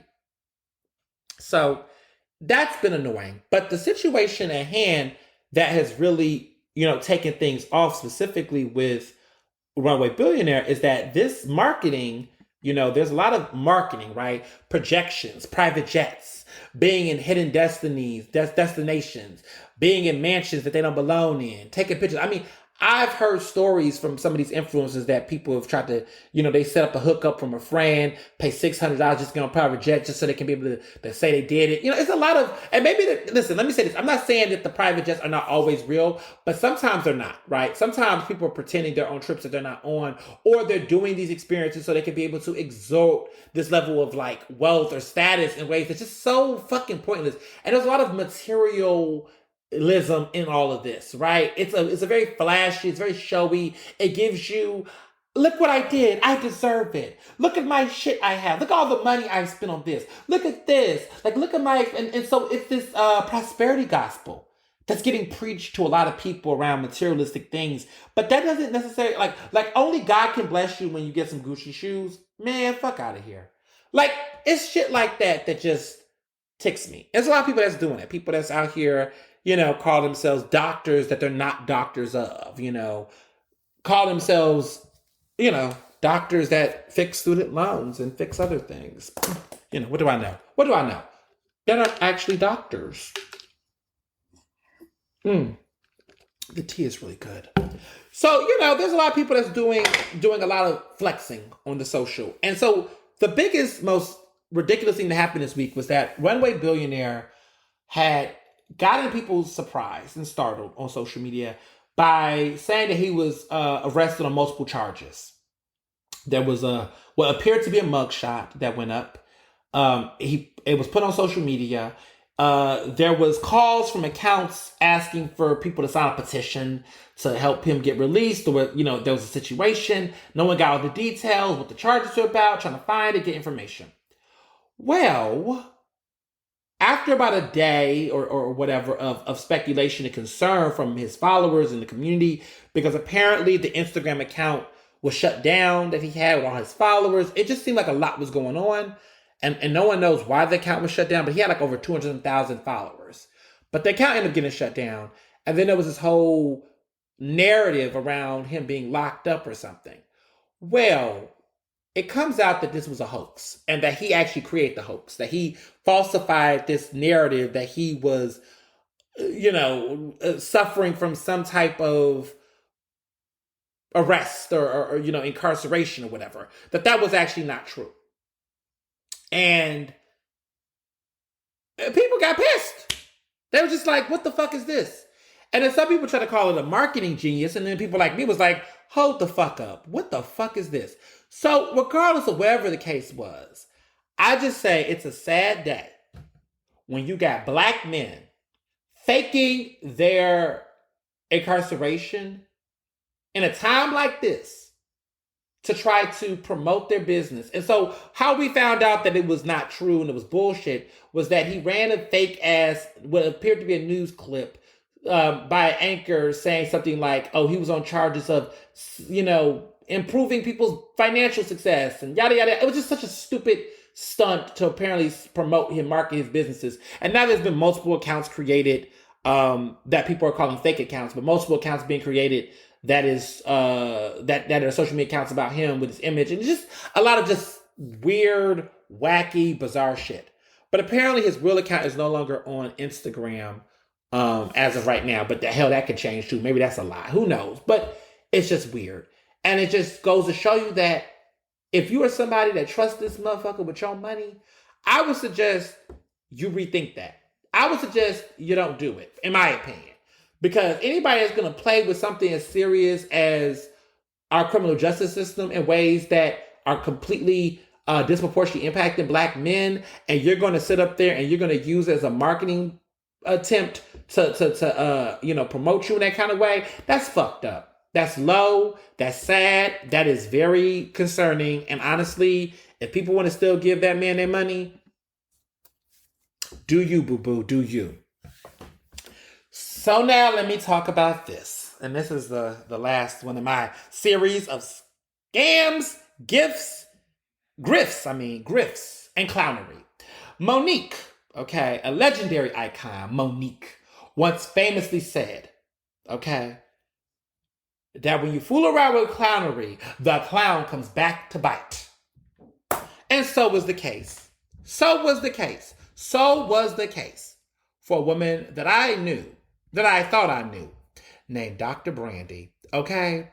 So Dr. Brandy Baldwin considers herself, she's based in Philadelphia, a black diversity consultant. And Dr. Brandy, let me be clear, has a doctorate. Okay? Let me state the facts. Let me get the receipts. She does have a doctorate from Temple University in educational leadership, and she studied, policy studies, and she has taught undergraduate courses in business communication at the Wharton School at the University of Pennsylvania, which is my alma mater. Okay. So let me back this up. Let me just say that Suleiman Rothman, Suleiman is a man who is the CEO of DiverseForce. It is it has a reputation of a legitimate company. It hires, it has done two things. It helps diversify nonprofit boards, but it also, the company under Suleiman, who is the CEO, Suleiman Rothman is his name. He is the CEO of DiverseForce. Their company, at some point in time, had clients like Comcast, Independence Blue Cross, and Wells Fargo, and they offered consulting services. And so I guess he would work with diverse companies under that umbrella. Of course, women-owned people of color to then put through these businesses with contracts. And so there was money to be made from a lot of this. Okay. They making bank, honey. They making money. People making money off of this consulting thing. And also in light of a lot of the racial uprisings and things that's happening now more than ever, people who got those LLCs together, got those consultings together, got that. And I do consulting and I've done communications work and under my business, Ernestly Empire LLC. Legit, honey. Shameless plug. Just saying. So I'm going to tell you what I do, not what I do, but just telling you how this all fucked up. So in this situation, there's a bombshell story that came out in the Philadelphia Inquirer that was written by Juliana Reyes, who I know personally, who's an incredible Asian journalist in Philadelphia that covers a lot of important issues. And, you know, one of the few journalists at the Inquirer that I think doesn't miss at all, in my opinion. She just does great work. And she was at Technically before that, and she just does great work. So this story that she did, the headline is, quote, "Avoid terms like white supremacy." That was the quote. "Free library workers furious over diversity training." So basically, the Free Library, as you all know, has had a lot of drama around diversity and inclusion issues, around race. They've been getting under the fire in Philadelphia. Some of that stuff I even think got national attention. But they decided that they wanted to have a diversity and inclusion training, okay, that happened last week. And Dr. Brandy, okay, she has a company that basically, apparently has decided to do diversity inclusion training. Now, her background is interesting because she normally does things around leadership. That was her field. So I need to back this up a little bit just to put some context here, because I just want to put my disclaimers out. I knew Dr. Brandy. She won Small Business of the Year a couple years ago from the African American Chamber of Commerce. And as you all know, a couple years later, I won, in 2019, I won Young Professional of the Year from the African American Chamber of Commerce. Well, in 2018, she won Small Business of the Year, I believe she had won. And she has a company that, does consulting and then work. Now, she was always known as being in the business sector, the leadership sector. So she was getting paid to do consultations and trainings and teachings on that field. And her degree is around the realms of that. But recently, I want to say she's gotten a lot of attention as being now this diversity, equity, inclusion consultant. And she kind of pivoted her whole business practice to focusing on this diversity, equity, inclusion. Now, we need to talk about why that, in my opinion, became problematic and what really went wrong here. But she was often doing these very general, leadership conversations around, just leadership stuff, business stuff and everything. And she built a reputation around that. And I knew her for that. And, I presented her the award at the African American Chamber of Commerce when she won at the gala that year in 2018. So I honored her and I was very, supportive of the work that she was doing in that field. Last year, we had a falling out, or I don't know if it even warrants to say the word falling out, but we had a strong disagreement. And I stopped actually following her because I started to feel like the way that she was talking, when she started to get into diversity, equity, inclusion field, and you all know that I have been, diversity, equity, inclusion and myself are go hand in hand. I can talk about diversity, equity, inclusion. I've done trainings and things of that nature. I've facilitated conversations and I have brought results. But I felt like a lot of her rhetoric and her language around, diversity, equity, inclusion was a little concerning. And I just started saying, something is going on here. You know what I'm saying? Because this is really weird. Some of the language that she would say. So I want to be very clear because she deleted my comment, but she's kept the post up. So you know me, I like to pull out my receipts and read it in real time because she might take this she might take this post down herself. But I wanted to at least do it. So on her Instagram, she made a post on May. No, that's another post. Oh, she got a lot of posts. So this was last year. And so she made a quote, and her quote, she quotes herself, then she quotes herself, then she logos herself, and then she puts her website and handles and makes images out of it. It's a little too much. Her branding is a little excessive, in my opinion. This is my opinion. But she goes into this situation, and we had a big disagreement. I'm going to read you what she said. I want to provide, this is her quote from her Instagram, Dr. Brandy. The Dr. Brandy is the Instagram. And this was written on May 28th, 2020. So this is around the time of the George Floyd protest and everything. So this is tensions were hot, and it was very emotionally charged time. But this is what she said. I want to provide a sobering reminder to those of you with a leadership mindset. Those of you who are about more than talk. Those of you willing to take action outside of social media for what you believe. Your opponent is not a person. Your adversity is not an individual. Keep focusing on individuals and you'll be exhausted by 10 a.m. Focus on one system of injustice. Live for justice rather than, quote, fight for justice. Fighting is exhausting, but living daily for justice will bring positive change for all of us. Now, there's one type of leader I don't like, a hypocrite. If you stand up for big injustices but psychologicalize yourself into thinking that standing up for a coworker, quote, isn't worth it, you're a hypocrite. If you're quick to post on systemic injustices but punk out when the people you stand 40 plus hours a week with are taking advantage of their power, you're a hypocrite. Worst of all, if you work for a paycheck and trade your dignity for money and don't stand up for yourself, you're a hypocrite. Don't be a social media activist, but go to work and turn a blind eye because you're getting paid. But, quote, if I speak up, there will be a target on my back. If I say something to leadership, they'll fire me. Oh, okay. But now you know how hard it is to stand up against systems of oppression at work. Everything isn't black and white, and we need in this hour are leaders who have values and aren't willing to compromise them for anybody. We can't move forward until we're having to speak out on both big and small injustices. Having a proactive approach is imperative. So she made that post, and I was kind of taken aback. And she also made other posts. I think she took one of them down because she was actually criticizing the nature of protests. And I was kind of like, hold up, why are we criticizing protests? But along those lines, this is the kind of thinking that she has.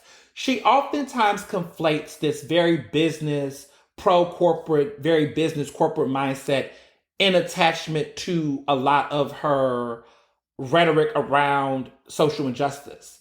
And it's given me very neoliberalism. It's given me very much so rainbow capitalism, except not LGBTQ, but like this black capitalist mindset around nature. So she's changed some of her language there because I remember another post she made, but she probably took it down. But I was in the comments, and so those comments have been deleted. So she delete those comments. But we had a strong disagreement because I said during this time, chastising people who are speaking on social media and using their platforms to address these issues at the best of their abilities, it's not a good look. Right? Like, why are we shaming everyday people for choosing to go on social media and talk about these issues? Everybody has different levels of power. And I've always learned this is that, I'm never going to talk about, the young kid that's on social media or maybe that person who isn't in a position to go to protests and demonstrations. Everybody has different levels of power and how they want to show up and respond. But I just always felt like a lot of her posts were always anti-protest, anti-demonstration. I just feel like that's a part of free speech and that's a part of the movement. And she's always trying to deviate or somehow move people from that. So when I critiqued her about this, she tried to dismiss my critique by just simply saying she's a black woman with a black son. Well, I'm sorry, I'm also a black man and a black son and a black partner and a lot of things. Like, that's not the conversation. I'm not dismissing your inability to not have experiences, but you can still be anti-black or perpetuate problematic tropes about the issues while also being a part of those things. Like, Omarosa's a black woman, and Omarosa grew up black, right? But Omarosa also perpetuated a lot of anti-black things. And so I think we can't use identity politics in a way that then tries to dismiss real fair critique. And she just really did that to me, and I thought that was pretty messed up. Not to say I'm Meghan McCain and you talk about identity politics in that kind of way. I'm talking about when you're qualified to critique a situation and you're dismissive in that kind of way. Let's be very clear. Fuck Meghan McCain all day. And she's in no position to talk about being qualified for anything when we know she got the job naming her father every 5 seconds. My father, my father, my father, my father. There's a whole video about it on YouTube. Watch it. So, or not. But Dr. Brandy, this was concerning because I was like, it's obvious that you need some cultural competency training if you haven't around talking about these issues, or that understanding that talking about diversity, equity, inclusion is not the same way of talking about it through the lens of like business practices or business corporate mindset. So you just can't wake up and pivot after watching a couple of documentaries. I'm wondering, have you read Bell Hooks? Do you know who, Dr. Clemmie Crenshaw is? Do you know what intersectionality actually really is? Do you understand what white privilege really is in the concept? Because apparently at this damn training, she referred to white privilege as one of the other myths out there. And then she told the staff, okay, which is a majority white staff at the Free Library, to avoid terms like white supremacy and systemic racism because they are overused and distracted from solutions and only focus on one race, which she was claiming to focus on white people, and tried to make this point that there's other issues too. I was like, what in the black on black crime are you fucking doing? Are you fucking crazy? Y'all, but they let her, she did this. So people at the damn training felt like they were being gaslit. They were offended. They were upset. Those workers have been fighting against racial injustice for a long time. And they're looking at her like, excuse me, but this don't sound right. And mind you, the Free Library has been dealing with a lot of ongoing issues for years.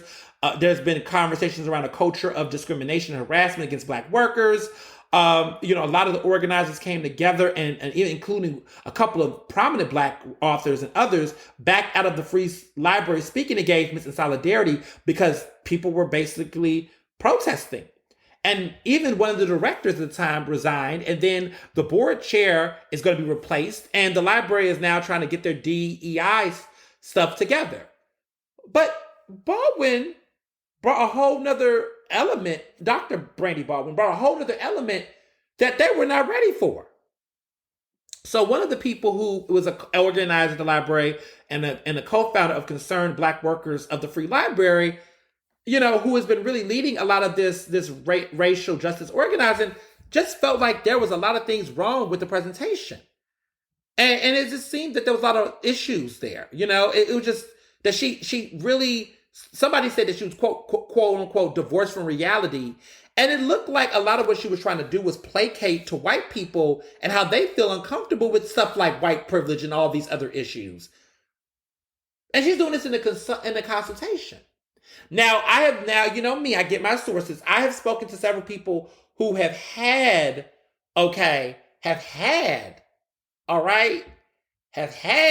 consultations from her and have said that they have also had problems with Dr. Brandy's delivery around these particular topics. And I don't know if she's getting booked now because white folks were like, oh, we like her because she's a light-skinned Black woman who has this, doctorate degree that is going to say that this is going to make them feel good, but get the job done. But anytime you got white people talking about, yo, you're doing a little, I don't know about this. I don't feel like this is good. That's a problem because when you're a consultant and you're dealing with issues around racial issues, you're supposed to lean into uncomfortable conversations, not try to assuage or comfort white people. What? So apparently this is the shit she was doing.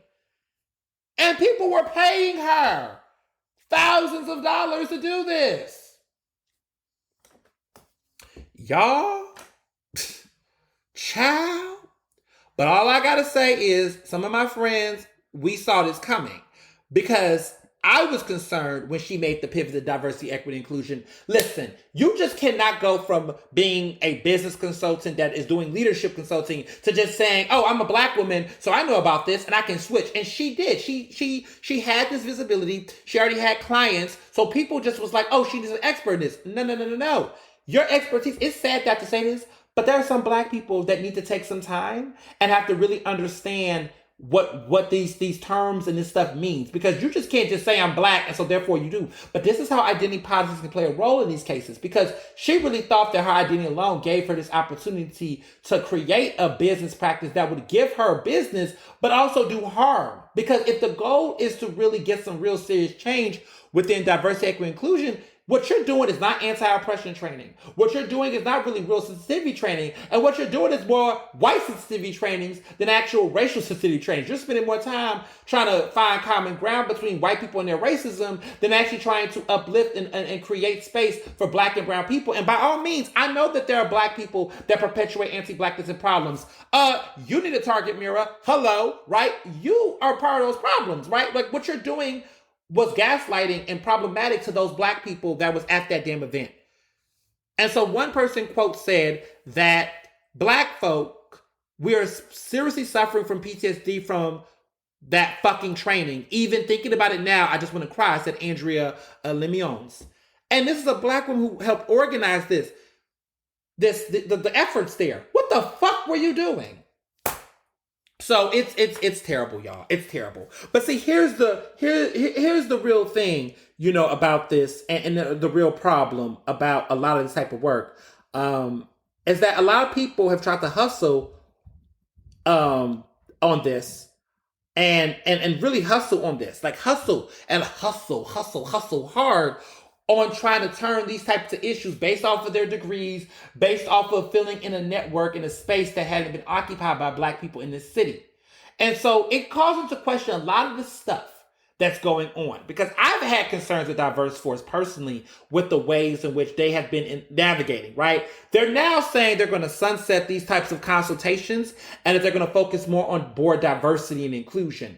But what the problem is to me about businesses like this is that they're not vetting. Where is the expertise around this? Like, did anyone ever ask Suleiman, where is your actual expertise in diversity and inclusion? Like, what certifications, what programs, what LGBTQ communities do you know about? Do you really understand the LGBTQ community? Do you really understand the intellectual value? Have you ever read books by scholars and experts in these fields? Like, what fucking makes you in charge of this? But because people have leaned on identity and status and degrees, right? Then people have gotten away with, looking good in the suit and selling people wolf tickets.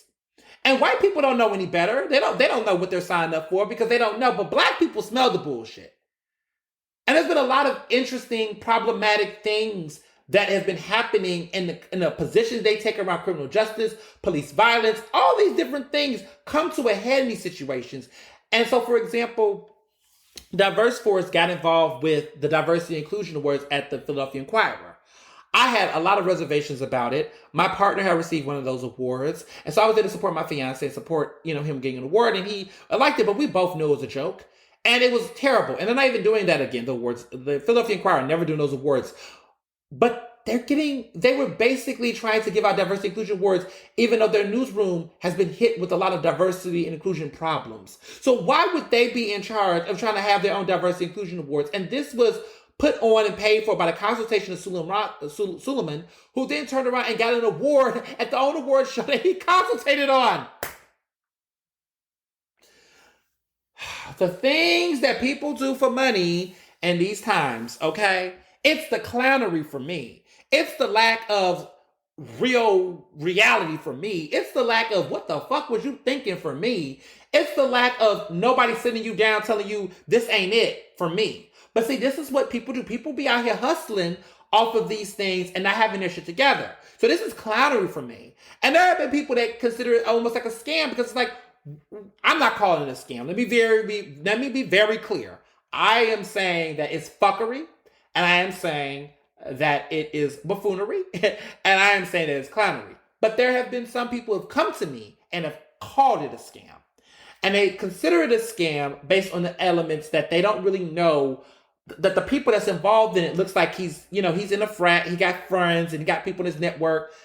Did no one vet Dr. Brandy on this? And so my issue with Suleiman's statement in this article, and what really concerned me about the marketing, is that he said he is standing by this. He is standing by the session.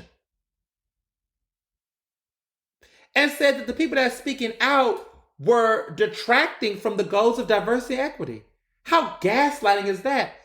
He said, quote, There are some staff members who have created social media posts, contacted media, and sent messages that seem to be an attempt to publicly shame or discredit Dr. Brandy and or DiverseForce in response to their concerns and disagreement with some of the content of the presentation.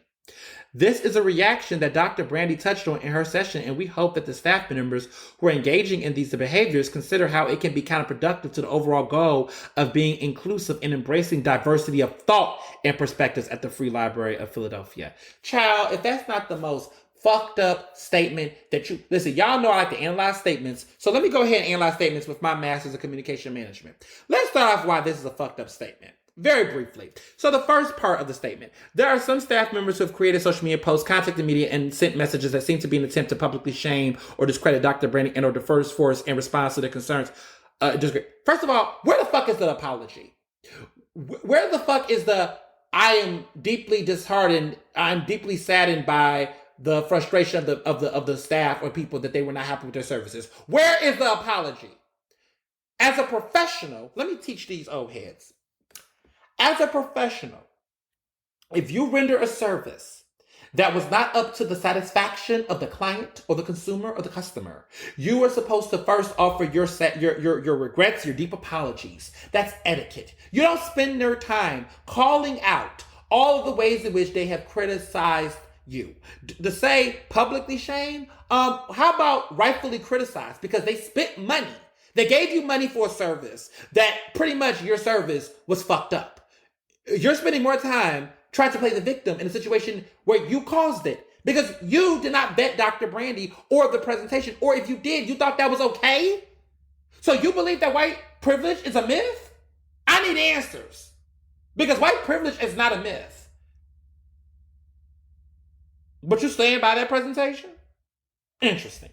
So then he says, this is the reaction that Dr. Brandy touched on in her session, and we hope that the staff members who are engaging in these behaviors consider how it can be counterproductive to the overall goal of being inclusive and embracing diversity of thought and perspectives at the Free Library. So you're going to reverse this and act like what they did was counterproductive. No. You are saying that white privilege is a myth and discouraging people from using terms around white supremacy or systemic racism and things of that nature. You don't think that that's counterproductive to the overall goal of being inclusive and embracing diversity of thought? What do you mean embracing diversity of thought and perspectives? What about racial diversity? What about you talking about inclusive thought? So you're thinking that they're supposed to tolerate and accept these falsities. What Dr. Brandy said was false. She's a liar when she says that white privilege is a myth. White privilege is a real thing. It's been researched.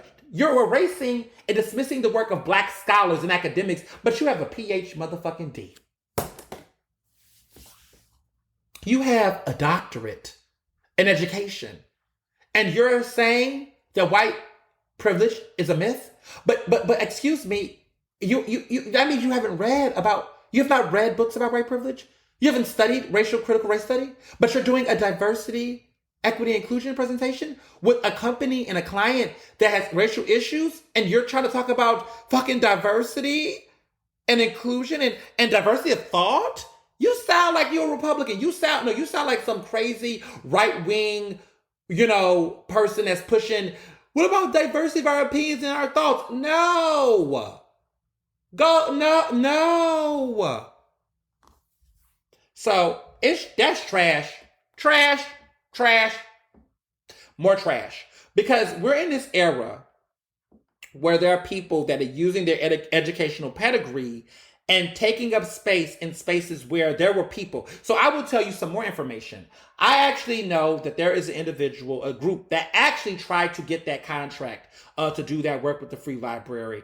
And, this individual, this group, they are very diverse. They have LGBTQ representation of color. They have religious faith diversity. They were going to do the work. And I actually have seen them do anti-oppression trainings and seen their services. They were ready to do this job.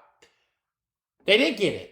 And I think a lot of times, respectability politics come to play, right? These companies are practicing microaggressions even in their inability to do it, right? Because they're looking at what kind of, status this person has, what kind of big names they work with. And yes, all of that stuff can matter, but you got to look at the program and the content. And I'm just trying to figure out, is anyone really analyzing the impact of these presentations, really taking a moment to? And I think that this situation with the free library can show you that sometimes not all our kinfolk are our kinfolk when it comes to the fight against racial inequity and justice. Because if it's only going to come from a neoliberal capitalistic mindset, and if you don't understand what that means and how it works, but you're out here doing these diversity, equity, inclusion conversations, your audience should not be looking at you like you're not challenging me enough or you're wrong about this when they're supposed to be getting the training. Anytime white people are going to anti-racism trainings or diversity, equity, inclusion trainings, and they're looking at the black person presenting them and being like, yo, they're not going hard enough or they're placating to me, that means you're doing something wrong. Because every training I have been a part of or I've done, best believe white folks was in there uncomfortable or took moments to really have to wrestle with their privilege and the issues they have. And pressure makes diamonds. You cannot be a person of privilege going into a training and not at all thinking about any of the ways to which you're inflicting harm or you're trying to do the all people hurt people thing, so therefore we can't single nobody out. Excuse me?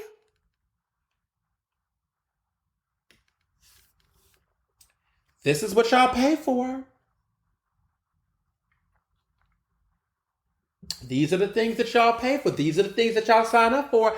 These are the things that y'all validate. These are the things that y'all tell people is what's up. These are the trends that y'all aspire to do. This is why we can't have nice things.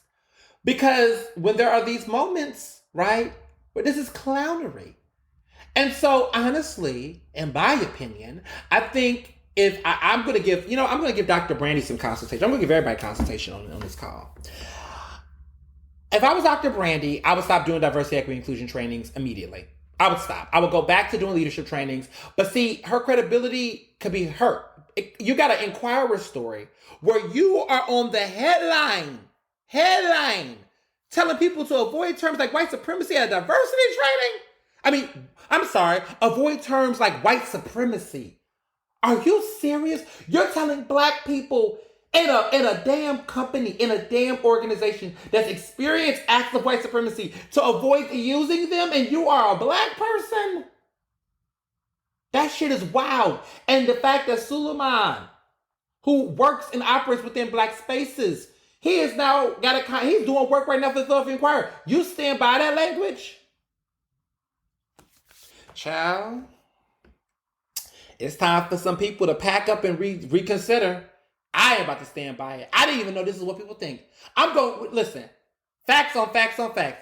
If I see Suleiman Rahman, I'm going to look him up in the face. I'm going to say, so I'm going to roll up on, because I'm going to see him at an event. And I'm going to roll up on him classy. I'm going and let him know when I see him, because I'm going to see him. And I'm going to say, so white privilege is a myth? You believe white privilege, as a black man, you believe white privilege is a myth? Where they do that at?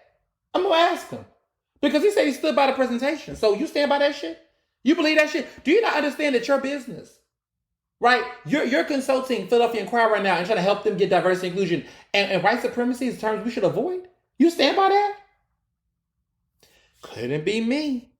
Couldn't be me. But then again, it would have not been me because I would have vetted. I would have vetted her. I would have vetted what she did. But see, when I ain't even gonna say that. Not going to say that. But to the people that are listening to this podcast, you might have guessed where I was gonna go with it. But I ain't going nowhere, anywhere. I ain't saying nothing. But all I'm gonna say is, this will be the year that scams, grifts, and clownery is gonna be exposed. We are coming out of a pandemic, y'all, and we need to come out of this pandemic better. We need to come out of this pandemic stronger. We got to come out of this pandemic woker. And we got to stop accepting bullshit like this. There's so many of us that have tolerated people just saying whatever they want to say based on how they feel. It does not work that way. Okay? Too many black people, Asian people, Latinx people are experiencing violence. And it is not coming from all over the place. It is coming specifically from white supremacy. Now, you want to talk about inter-community violence? Listen, every community has inter-community violence. But there's also another factor that impacts black and brown people differently than the inner community violence we face, right? White people kill each other. White people are going to Colorado and shooting up grocery stores and killing each other, right? White men are going in and shooting them and shooting Asians, shooting everybody. White supremacists, bigots, haters, white folks, white terrorists, they're killing everybody. And they're killing themselves too, right? And are we supposed to avoid terms like this? Okay. Pretty problematic. Pretty problematic. White supremacy, systemic racism, because they're overused. They're overused because they're actually over happening. White supremacy is overused because it's over happening. And to be quite honest, it's not even being overused, because the crazy part is they're not being overused. It's because it's such a prevalence of these issues. Where the fuck have you been? Y'all, we gotta get Dr. Brandy Pedagogy of Press. We gotta give her, a little bit of bell hooks. We gotta give her some Dr. Kimberly Crenshaw books and some literature around that. We gotta get some Moya Bailey. There's a lot of internalized anti-blackness happening here. Internalized. Where you start to get to a point where you're trying to appease oppressors in the name of making money, which is not an unusual thing. Okay, let's be clear, but it happens, and so it's really sad. Like, this is sad because this is somebody I know, and I guess we were homies. We were like besties. We didn't do none of that. We didn't ever went out to dinner or lunch or coffee or anything like that. But it's just disappointing because you're just sitting here and you're just like, somebody knew. See, I knew, y'all. That's why I got in her comments on Instagram last year, y'all. I was trying to be like, look, this ain't it.